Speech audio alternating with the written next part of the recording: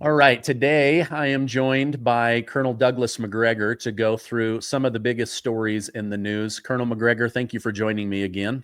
Hey, happy to be here.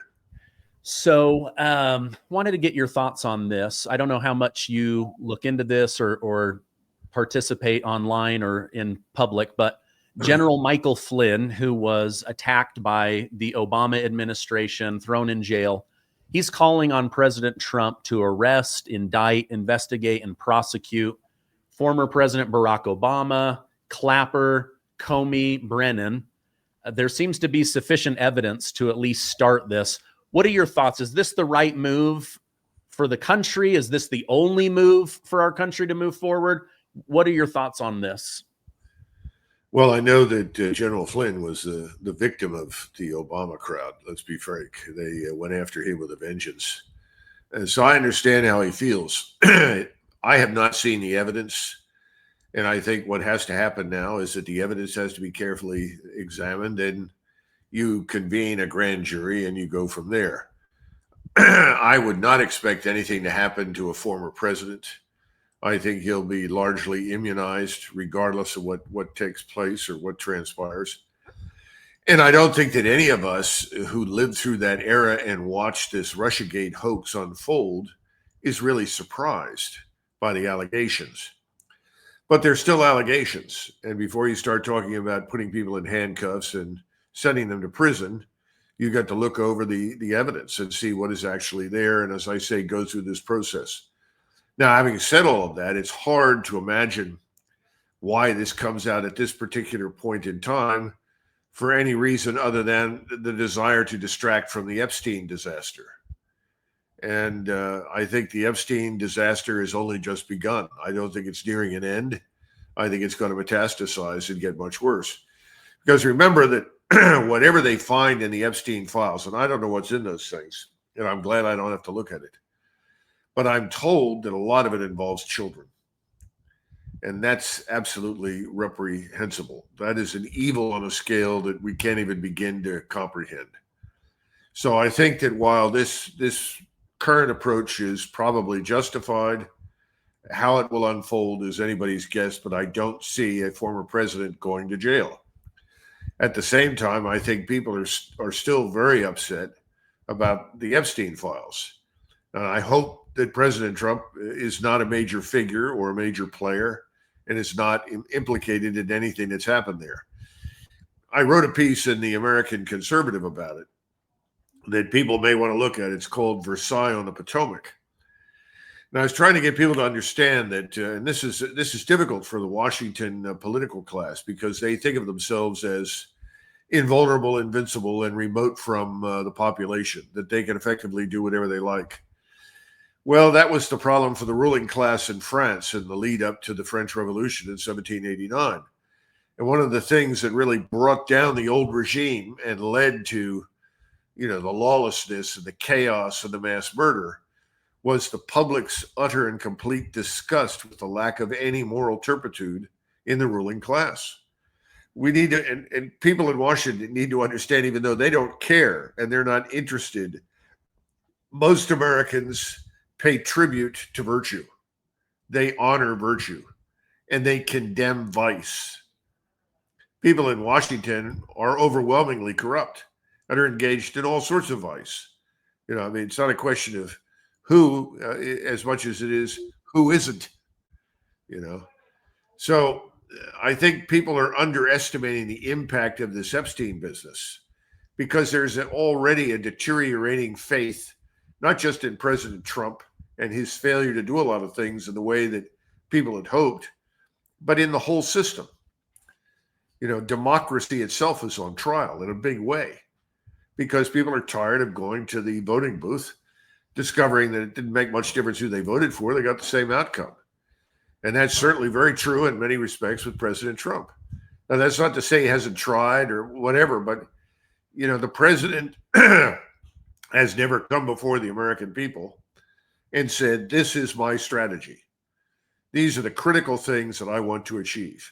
And this is how I plan to do it. He's never done it. And the people he's appointed, their preeminent concern is Israel. And they'll tell you if you ask them. That's ridiculous. Nobody voted for that. So I think all of these problems are coming together. So whatever was done under Obama should be explored, investigated, and if necessary, prosecuted.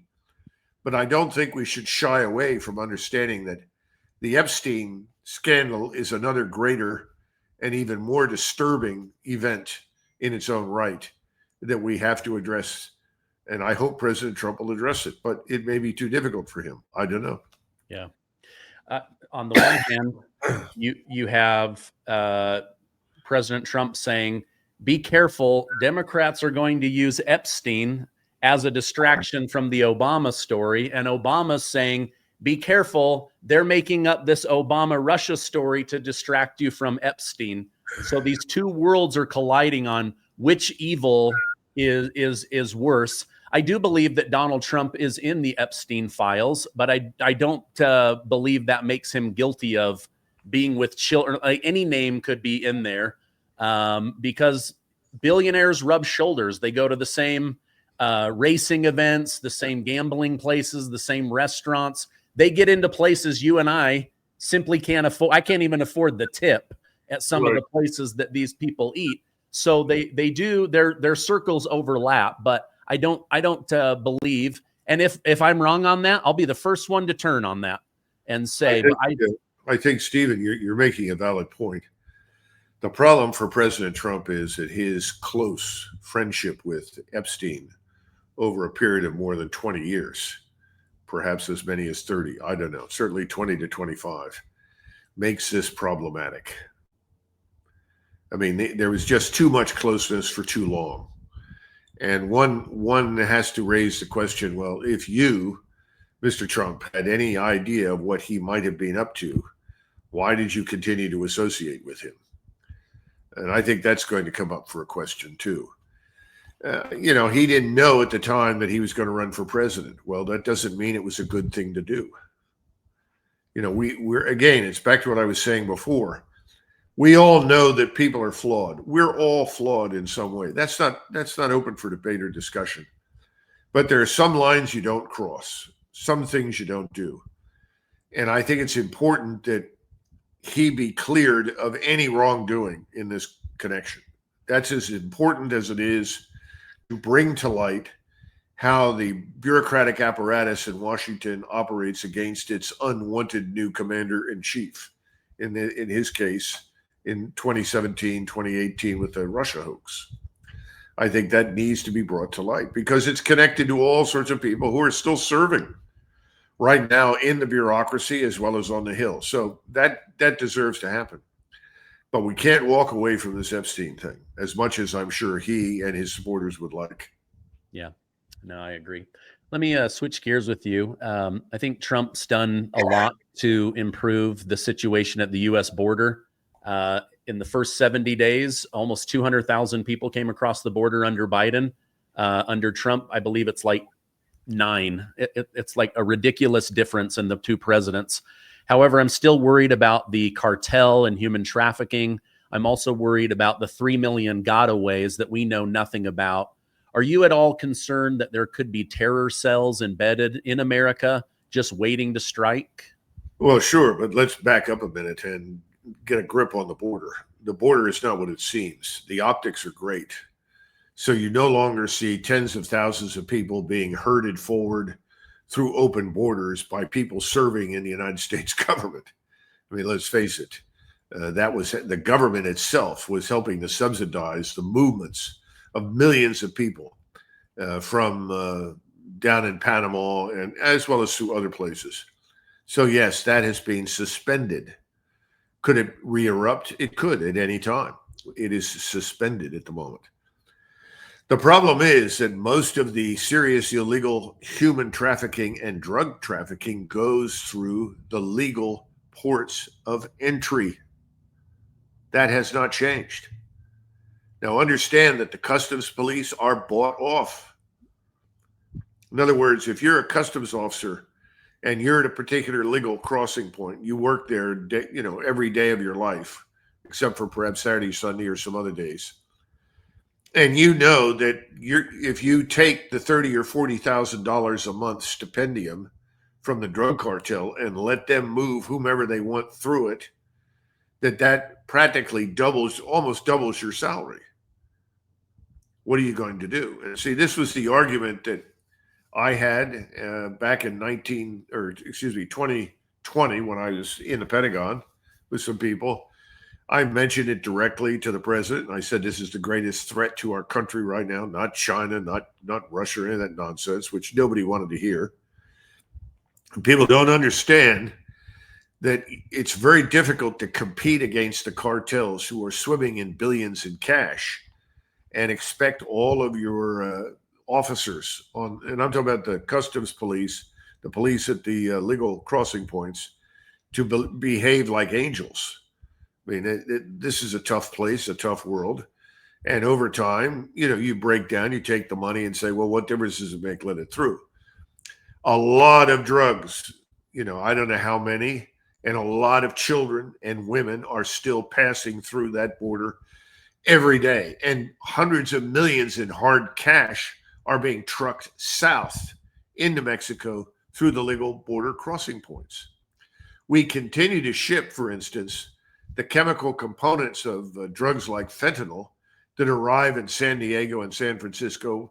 We put them on rail cars and ship them into Mexico, where they can be mixed and turned into drugs. This has been going on forever. It has not stopped. Now, how do you stop this? And I hate to sound like a broken record, but you got to put the United States Army on the border, the regular army. Okay? Now, what's wrong with the National Guard? Well, they have lives. They're civilians. They're part-timers. You can't put a National Guardsman on that border 24 hours a day, 7 days a week.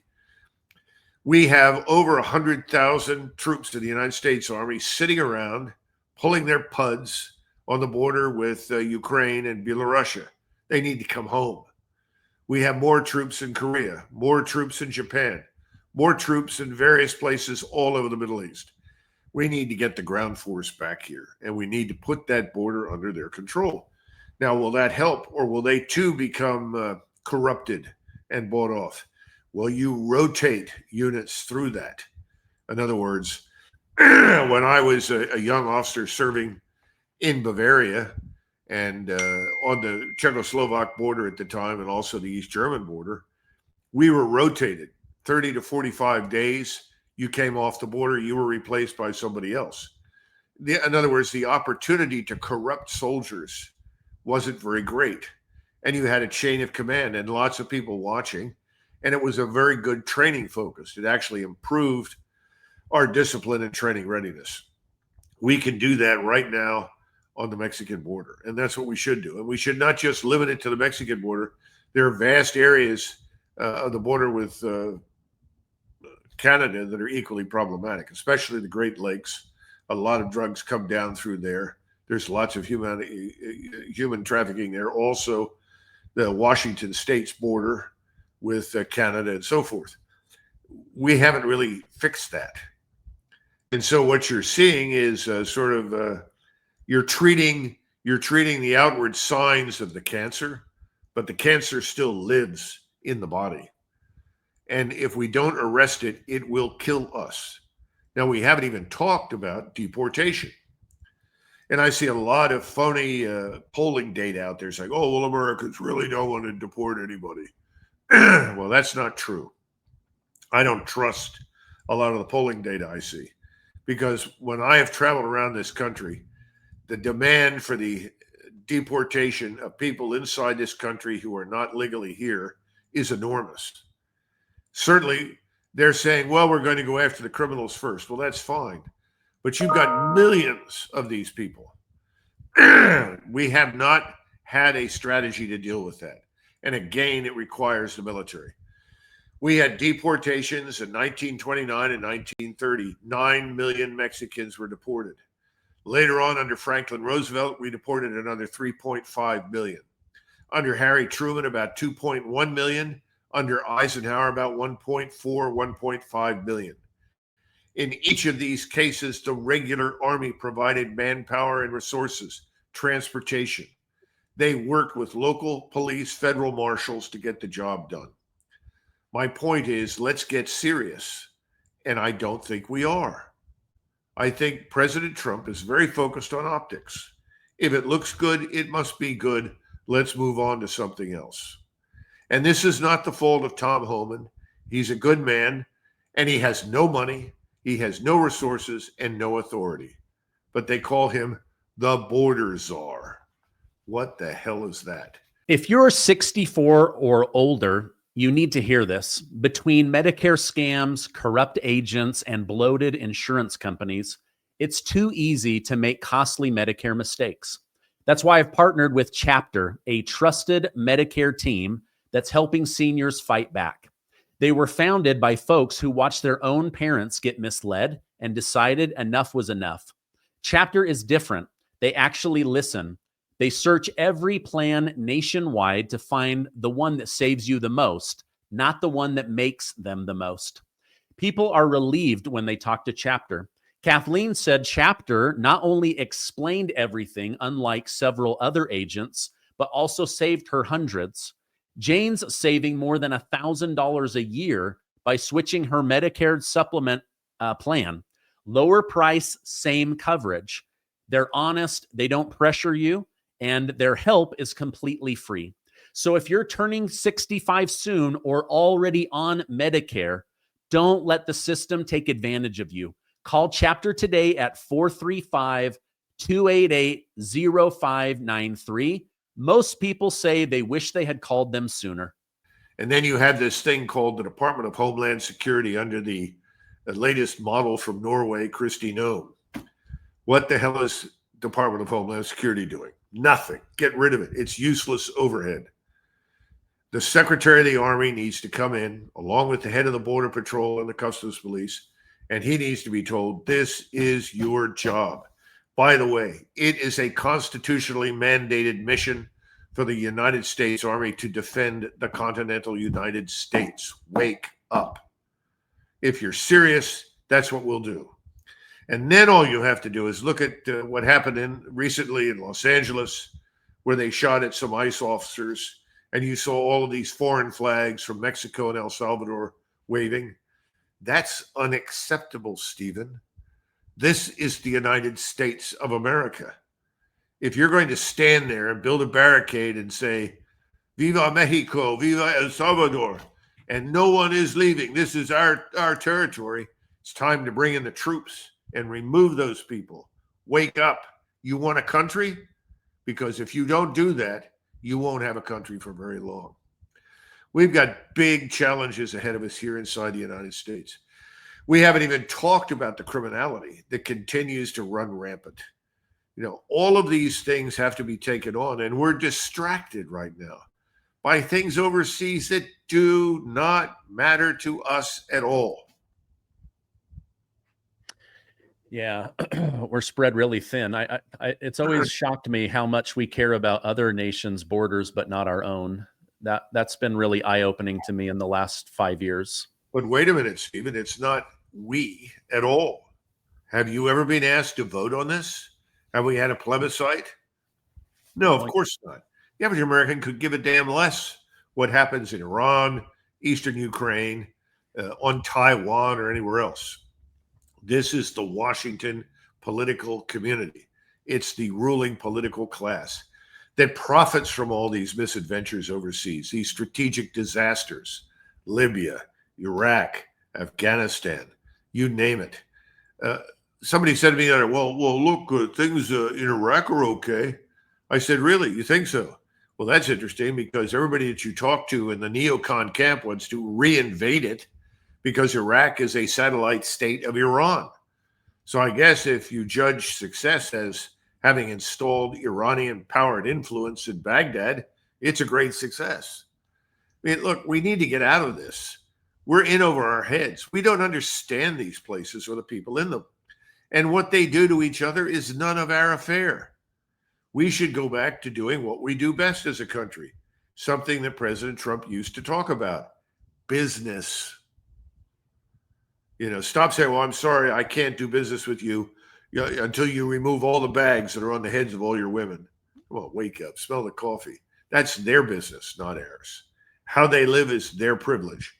We need to show a little more respect for the way other people live in their communities.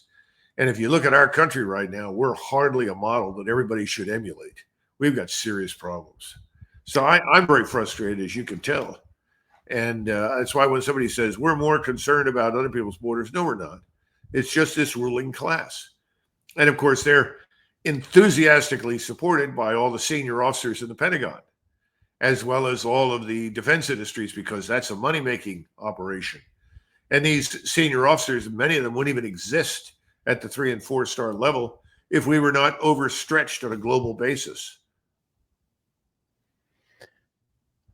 I guess it's just easier to launder money outside of America than inside of America. Yeah, well, I mean, you've got to go back to Donald Trump and say, look, boss, you told us you were going to make America great again, and you talked about getting out of all of this. I sat in a room where he flat out said these Europeans have to become their own first responders. We can't run around and respond to everything. He was right. He needs to get back to it and get out of the place. Don't talk about it. Do it. Yeah, that's something that I want to see more of is that action. You know, when Zelensky came and they had the fight in the White House, or I guess it was the White House. You know, President Trump stopped the flow of money and weapons. Suddenly, Europe wanted peace because they want the war, but they want America to pay for it. But then they turn the spigot back on, and the money's flowing. And look how many tens of thousands more have died. Like, where is the concern for getting this war ended? I don't know that anybody cares about ending this war anymore. There's all this hopium. Oh, we're having another peace talk, but then everyone goes back to their own country. Ukraine does a secret mission to blow up Russia. Russia counters, and then everyone blames Russia. Nobody wants this war to end anymore. Well, I think you've got to look at Europe through the same lens that we're trying to see our own country right now. If you put this up to a vote in Germany, France, England, Wales, Scotland, I think you would get an overwhelming opposition to any more involvement in Ukraine. I don't think the populations over there are remotely interested. I know, having looked recently at some pretty good polling data in Poland, Polish population has turned decisively against any involvement in the war in Ukraine. Well, Poland's a nation of over 40 million. It has excellent armed forces. Its army is first rate. And if they've decided this is a stinker, we want out, we're not participating, that should be a big signal to the rest of us because they border Ukraine. Right now, they've got 3 to 4 or 5 million Ukrainians inside their country. They want them to go home. Well, they can't go home until the war ends. And they know that. I think in Slovakia and Hungary, the realization is coming over that this has got to stop. The Romanians want nothing to do with it. We seem to have staged a kind of internal color revolution there to get somebody into power that's going to do what we want. But the truth is the populations aren't interested. I think to some extent, President Putin has been watching carefully what goes on in France and elsewhere and waiting for an upheaval in those countries to change the governments. Because there's no mad rush to join the French army, the German army, the British army to march east into the Great Crusade against Russia. Forget it. Nobody's showing up. It's nonsense. But the problem is they're not harmed by the war directly any more than we are. War for us, for them, has been something on someone else's soil. You know, well, Ukrainians are dying, and that's unfortunate, but we're not dying. In other words, as long as we can get by here, well, we'll let this go. I think that's going to end soon. One of my great fears is if the Germans are stupid enough to encourage these Ukrainians to take these Taurus missiles that the Germans have, that have a range that could reach out to 400 or 500 miles, and use those things on Russian cities. And these maniacs in Kiev have talked about attacking St. Petersburg and Moscow and other major cities in Russia. The Russians will respond, and the Germans will wake up to find a substantial portion of the German suburbs in Berlin and military installations have gone up in smoke overnight, thanks to hypersonic missiles carrying Oreshnik warheads. Now, at that point, maniacs all over the globalist elite, at any rate, will say, well, it's an act of war, we have to respond. I don't think so. And I don't think most people in Europe are going to respond. I think most people in Europe are going to be angry with their governments that they provoked the Russians into this. So I think we're about to turn that corner. I don't know where we are, but it's getting closer. The problem for us is that we're engaged in mischief all over the place that could put us in direct confrontation with Russia and Iran. And if you want, we can talk about that, because most Americans don't know what's going on. Yeah, I do want to touch on that. Why? So President Trump, he gets this mineral deal, and he's trying to recoup some of the money that Biden apparently gave away for free. I don't know that it actually did anything, but there's this talk of American weapons are depleted. We have low ammunition, low weapons. But then Trump opens weapons back up as long as NATO's willing to pay full price. Like, are these little things that little stop signs that he's using to try to slow things down, instead of just saying America's done, no more money, no more weapons, NATO, none of NATO has been attacked. So you guys, we're not getting involved because nobody's been attacked. Today, I read a report that there have been massive demonstrations in Kiev against Zelensky and his government. And people who look at this superficially are saying, oh, look, the Ukrainians are finally turning against the war. Look, they've been against the war for a long time. The Ukrainian population wants nothing to do with this. What you're seeing is kind of a color revolution staged by the CIA, MI6, and Mossad in Kiev against Zelensky, because they want to move him out. They want him to come out.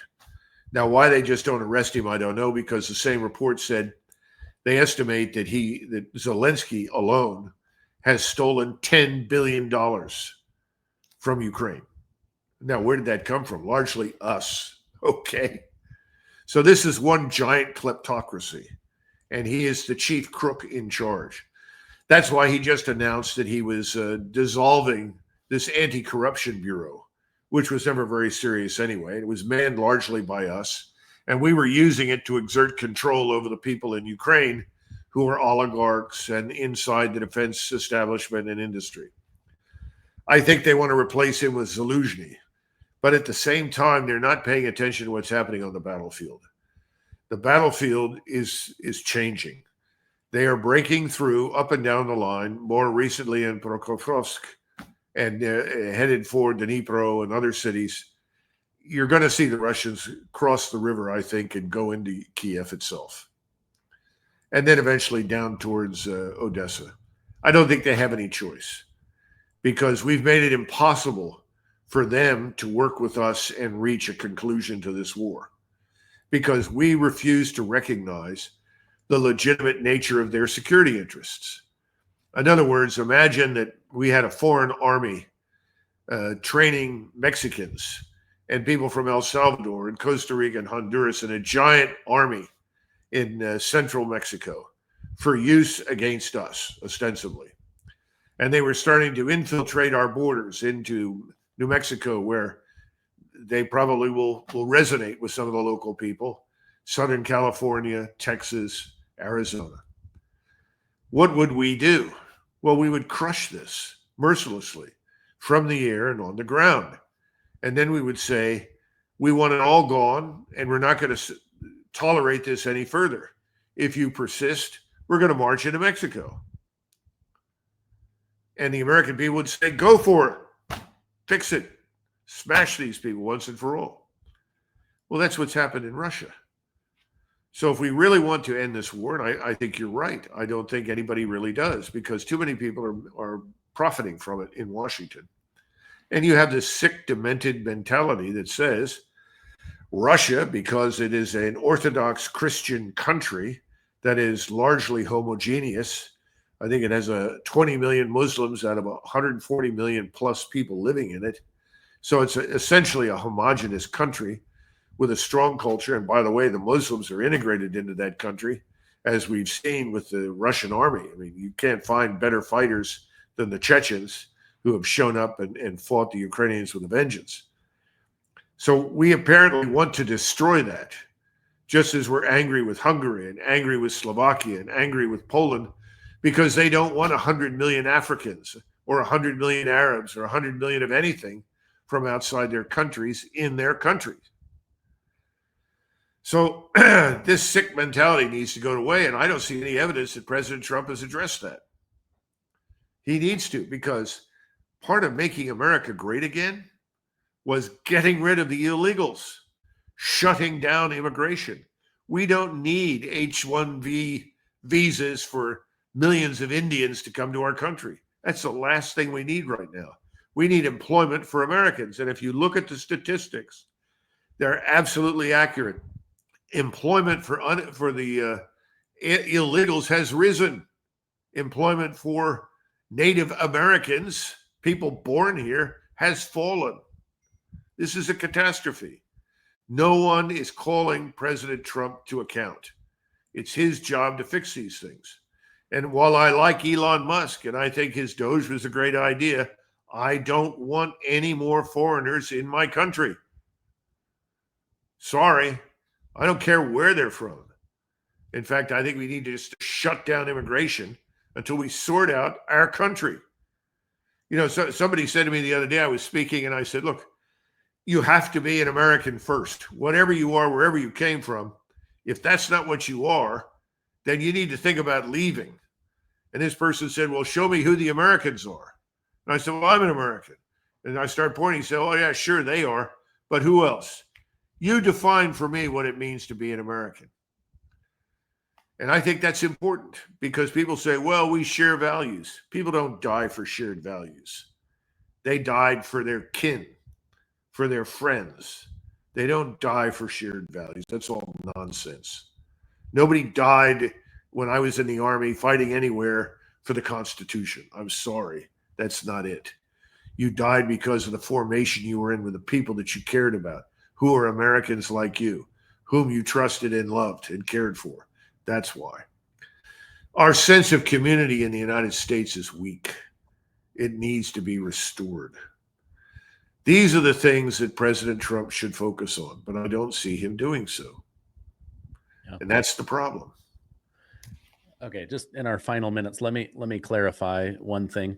So CIA, MI6, they are trying to remove Zelensky, but even if they remove him, the plan is to keep the war going just with new leadership? Yeah, well, you're going to bring in ostensibly this man, Zelenskyy from London. He was badly wounded. He was always viewed as more desirable and potentially more competent than Zelensky. But he's unacceptable. The Russians are never going to allow him to come in. That would have been similar to the government of Mexico telling us that, we know the last government failed, so now Pancho Villa is going to take over. Remember him? He was the guy that invaded the United States and attacked us in Arizona. Yeah. Now we want to put him in. It's not going to work. The Russians will never accept it. It's all fantasy world. But this is what we have to understand. We're not just constantly involving ourselves in Russia's affairs in Ukraine. We have a permanent interest in stirring up trouble in Central Asia.